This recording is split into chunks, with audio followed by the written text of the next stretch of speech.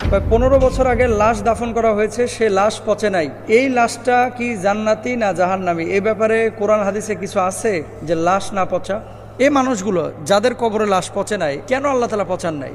আমি দেখলাম যে ওনার কাফনটা পর্যন্ত পচে নাই। এই বিষয়টাকে কিভাবে ব্যাখ্যা করবেন? আমার বাবা বেনামাজির সাথে খানা পর্যন্ত খাইতো না, আমি সন্তান, আমার খানাও খাইতো না। বাকি যারা ছিল, যেমন আমার বাবা ছিল, আমার নানি ছিল, আমার ভাই ছিল, বোন ছিল, এখানে তাদের কোনো কিছু পাওয়া যায় না। ভেরি ভেরি ইম্পর্টেন্ট একটা বিষয়।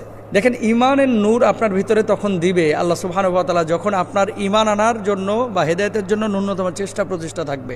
রংপুরের এই চাচার নাম আব্দুস সামাদ। 15 বছর আগে মারা গিয়েছেন। তিনি নাকি অত্যন্ত আল্লাহওয়ালা ছিলেন, মানুষকে নামাজের জন্য ডাকতেন, হারাম খাইতেন না এবং কখনো মানুষের সাথে কোনো ভেজালে জড়াতেন না। 15টা বছর হয়েছে, লাশ এখনো পচে নাই। এই লাশ না পচা, এটাও কিন্তু একটা জান্নাতি মানুষের আলামত।